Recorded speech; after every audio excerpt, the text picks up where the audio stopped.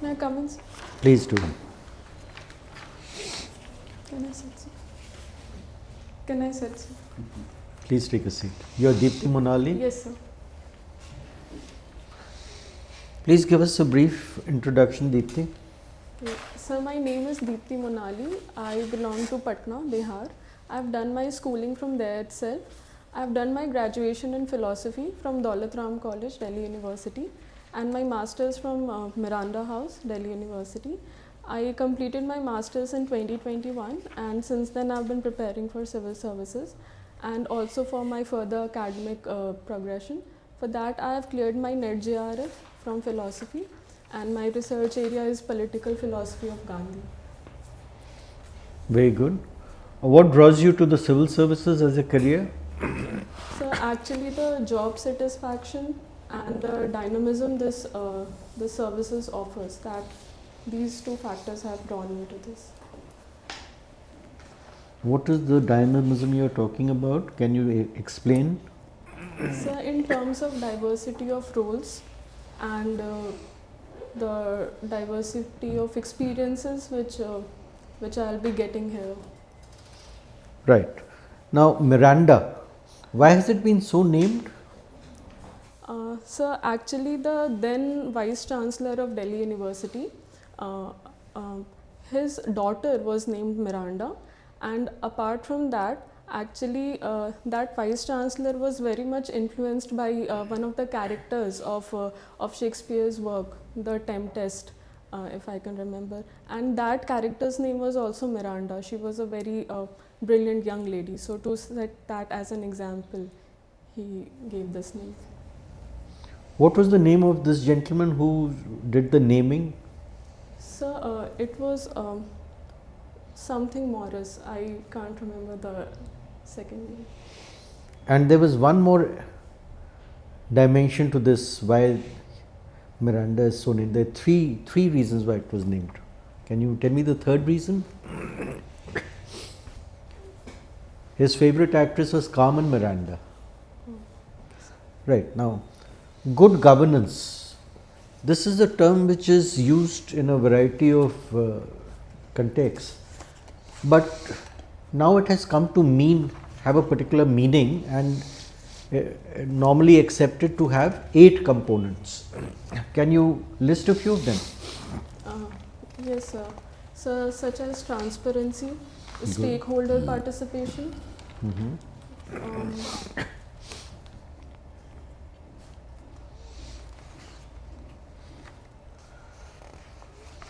yes, I do remember according to United Nations definition of good governance, there are 8 such categories. So you have mentioned 2. What about the remaining? Any more? Yes, sir. Okay, we will leave this topic. Moving on, 4th Industrial Revolution. Industrial Revolution 4.0. Can you give me the essence of this in 3 or 4 sentences? So Industrial Revolution 4.0 is more driven by the technological advancements and the disruptive technologies which the mankind is witnessing today, such as artificial intelligence, Internet of Things, and among other things. Right, my final question to you. Bullet train. Why is it so named? Is it because its speed is as fast as a bullet? So this terminology is of course to point out to its speed, but sorry sir, I can't. That was a trick question. It is because of the shape of the nose of the train. The shape of the nose is akin to the shape of a bullet. It's nothing to do with speed. Thank you, Deepti. And it's because the bullet train in Japan has to pass through a lot of tunnels, no? Okay. So, and when they are passing through tunnel, that shape will help. Anyway, but Dipti, your full name is Dipti Monali, and I gather that Monali is neither the surname of your father or mother. Okay, so you must have chosen this word for yourself, or maybe your parents have. But what does Monali mean? Sir, Monali means the one who is confident in oneself as well as brings joy to others. Like. Great, great. So, like, are you able to display these two characters today? No, sir. Okay. Anyway, so I also noticed that when you introduced yourself, you said that you are from Patna. Yes, sir. But in your DAF, it is written that you have been born in Motihari. Your mother, father, both are from Motihari. So why such a disillusion from Motihari? No, sir, there is no such thing. It's just that it was my birthplace and my native place is there. But I've been brought up in Patna itself. You have been brought up in Patna. So that's why you said that you are from Patna. Okay. So tell me one thing, that you're given your choice, second choice is Indian Foreign Service. Yeah. And one very important agreement has taken place with Nepal in a recent period, which would benefit not only India but Bihar as well in a very, very prominent manner. Would you recall that? Sorry, sir. So what's the kind of the distressful political and economic relationship between Bihar and Nepal? So, as far as I can remember, there has been this illegal migration of people across the borders. Apart from that, there has been issues of counterfeit currency, smuggling of products. These are the issues. Okay. And So these two things actually affect the whole of India in more general manner. But is there anything specific about Bihar? so the migration of Madhesis people across the borders, that has been affecting the northern districts of Bihar. Okay. And there has been distress because of that. Think something more which has affected a lot of people in Bihar. Because of Nepal. Yes, go ahead. Sorry. Achha, no problems. Floods. So you are from philosophy, no? Floods. Floods. All rivers come to Bihar from Nepal. She has grown up in Patna at the time when Patna has not experienced any flood. Okay, so she doesn't have a living memory of all these things. Anyway, but tell me, you are from philosophy background, okay? And Bihar has been a place where very different kinds of philosophies have actually emerged, no? So what exactly was the breeding ground for philosophies to emerge so much in Bihar? What was there at that time? So, sir, first of all, because of the Bihar can be considered as the birthplace of Buddhism and Jainism. No, that's all right. We know that. But why? And so there Why all the philosophies have emerged only in Bihar, not anywhere else? And so there was this ancient great institution of Nalanda that has also been a contributing factor for this. Okay. Sorry. Nalanda came only in 7th, 8th, 9th century. But philosophy that we know is much more ancient. So your answer is actually not that accurate. You can start from some epics. Such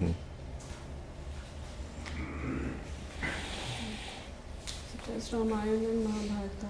Janaki, Janakpur, Mithila, perhaps is one of those places. Anyway, basically going ahead with Indian philosophy, I see that you have also read Sanskrit in your school.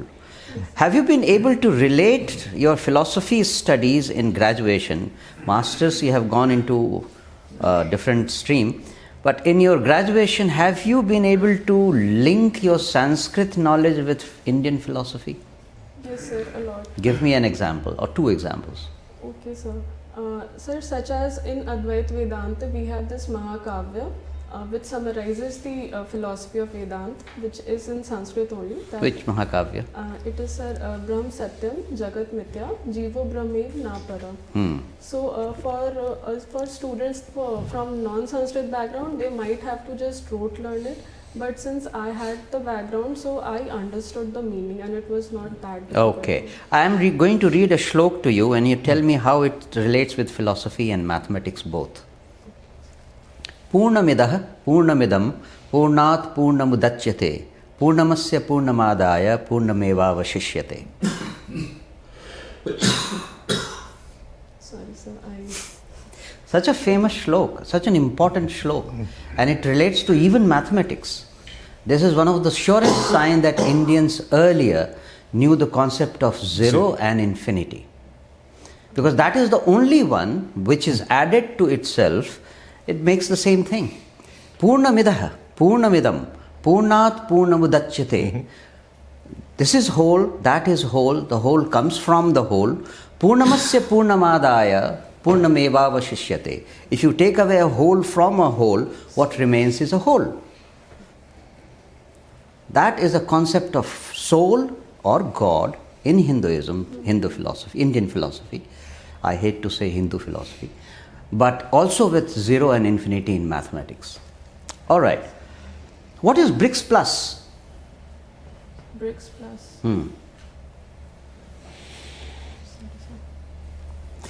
You know that some countries have been added into BRICS. What are the name some of the countries which have been added given new membership? Sorry, sir, I can't recall. All right. Why are certain islands in Lakshadweep in news these days? What are the names of a few islands in Lakshadweep? So, sir, recently the Marshall Islands. Sorry, sir, you mentioned Lakshadweep. So I can't recall the exact name, but the reason they are in news is because. Okay, a simpler question. Tell me about 3 government policies which have touched you personally in the last 3-4 years.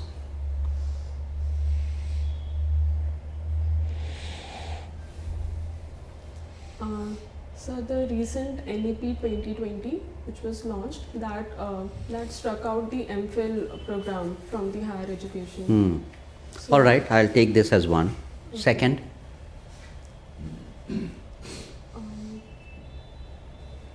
how do you make payments these days? Online payments. Sir. So Online traditional payments. payment is- Thank you.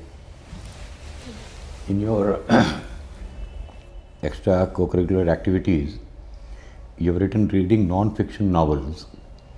But as far as I am concerned, non-fictional novels do not exist. What am I trying to tell you? There's nothing called a non-fiction novel. Yes, sir, because the literal meaning of novels becomes. So why would you write fiction. that? A novel by definition is fictional, The literal meaning becomes that. correct? Non-fictional books.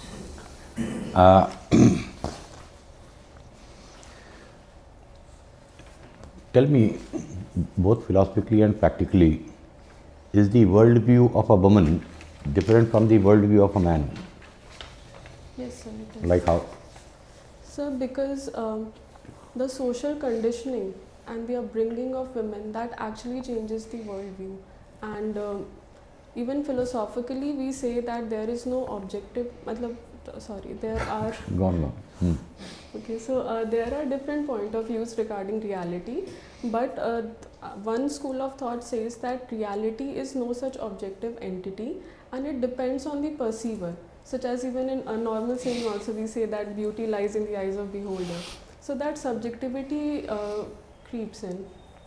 In that sense, the perspective changes. Okay, now because you are talking about philosophy, are you saying nothing is real? So there are many school of thoughts on that. I'm asking you. Sir, I think there are things real. Is this real? According to realist school of thought, it is. According to you, not according to any school of Sir, I thought. think it is real. Why do you think it's real? Because for me, reality is something which has some effect on. What is this? So, sir, it is going to serve my purpose. What is this? This is a pen. How do you know it's a pen?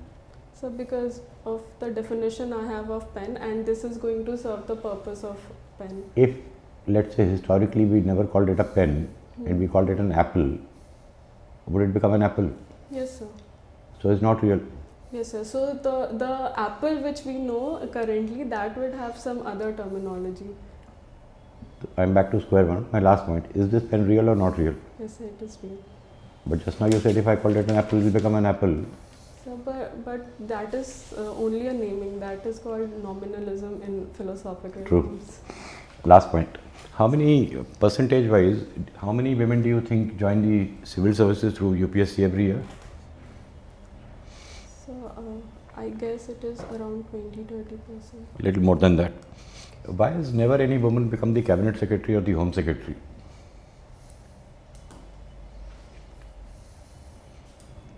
So it can be said that first of all the intake is less because of the proportion, and apart from that the system. Do you think there's a glass ceiling in government Yes, also? sir. Thank you. Thank you. Dipti, you're from philosophy. How one can be termed or called as a philosopher? Who can be a philosopher? So according to me, everyone is a philosopher because being What's the criteria, general criteria? Sir, general criteria is only that one is a thinking being. Everybody is a thinking being.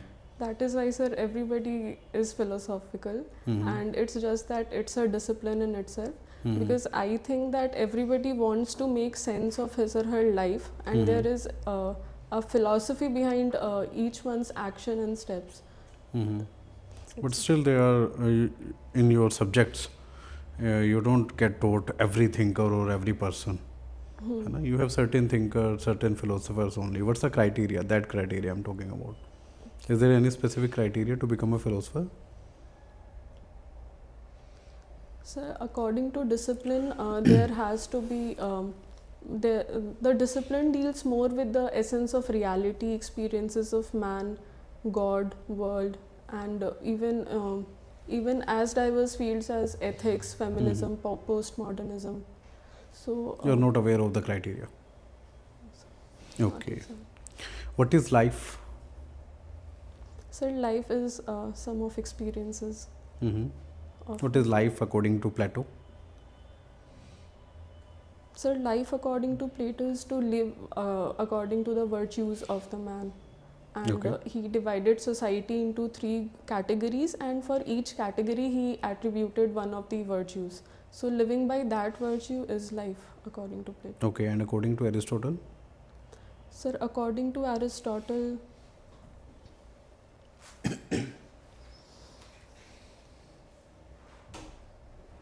sorry sir, I can't recall exactly. Okay, so what should be one's goal in life? This is a general question from you. So I think everybody wants to have a meaningful life, and for that the meaning is derived from can be derived from anything, and that only gives the variety of perspectives regarding life. For me, the goal is to have to have the feeling that I am contributing to society in general, because even the fact that I want to pursue PhD is so that I can be in teaching line, and that is going to give me that sense of purposeness in my life. Okay, I'm making a comment, defend or justify. Philosophy is totally irrelevant today. Nobody should study it. So I don't agree with this, because philosophy in literal terms is called as love for wisdom, and philosophy is also termed as the science mother of all sciences. So for any discipline, the background is driven by the philosophy itself, and this can be also seen by the fact that the early philosophers such as Plato, Greek, and even Descartes, all of them were not only philosophers, their contribution can be seen in other fields as well, such as Descartes was a mathematician as well. So in that sense... So who is the modern day philosopher? Elon Musk is a philosopher? So the fact that he propagates capitalism, so but yes, of course, not philosopher per se. But means he can't be termed in the according to the philosophy as a discipline, he can't be categorized as a philosopher. Who can be? A religious preacher can be a philosopher? No sir. A religious preacher cannot be a philosopher. No sir.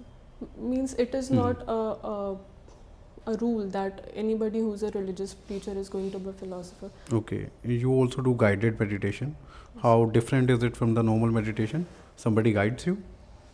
Actually, sir, we have to take some sort of help to concentrate on certain things. So that help can be in audio-visual mechanism, or even if there is audio, so we are getting some sort of instructions that you take deep breaths and etc. Like What's the that. ultimate goal of meditation?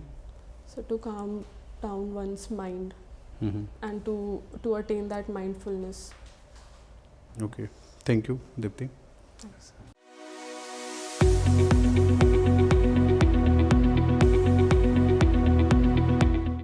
Your self-assessment, how did it go? Not satisfied, sir. Okay. So, you know, you have time on your side. So, I'll give you a couple of practical tips on how to approach this. But prior to that, you know, a few general observations. Your voice is very low and it is, you know, even in, it's a monotone. There is no voice modulation. You should show passion when that is required. And your articulation has to be better on the typical topics which come up, typical subjects which come up. Why do you want to be a civil servant?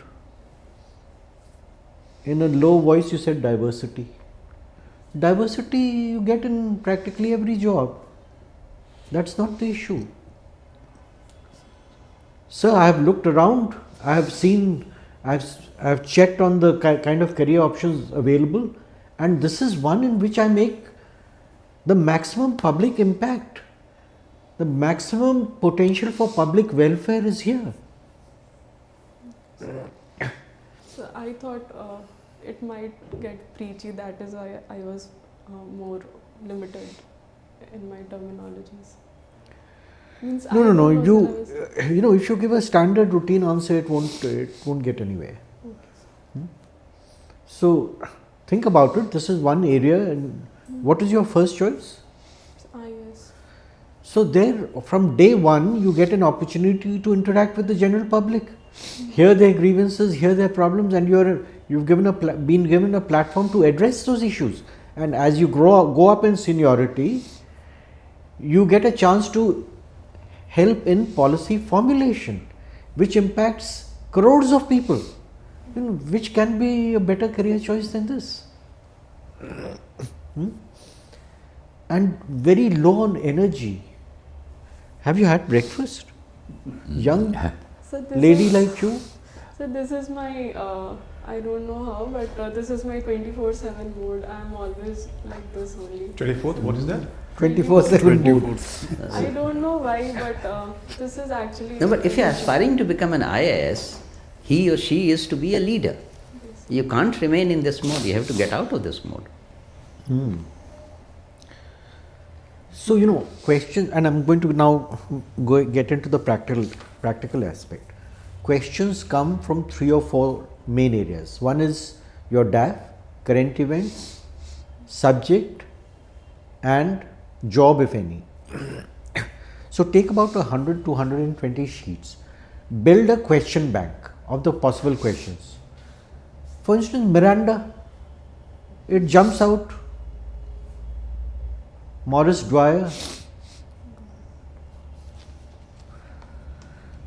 it's there in Google. All you need to do is to just Google Miranda House. So once you've got that question bank ready, for each topic do a deep dive. Completely cover it in all aspects, and then reduce it to 4 or 5 bullet points which will aid you in recalling. Then sit in front of a mirror and practice, or videograph yourself. Suppose that this question comes, this is how I'll respond to it. Bring passion to the table. You've got so many plus points going for you. See the kind of academic background, everything is lined up but if you give a very subdued performance like you did this time, then you won't make an impact. No? Go there with a jazba that I am going to ace this interview. I have everything that it takes. I am a Mirandian. Nothing can stop me. And of course, you'll be wearing a formal Yes, dress. yes. Huh? Best of luck. You have all the potential. Now put it to work. Don't let this. Don't. Does she have any questions? Any questions? Yes, sir. I've been struggling regarding that those general tips which you have given, and I've been working on that, but I don't know how to. So best guidance was given by the chairperson. Yes, sir. That I. Okay, so that will build everything in you.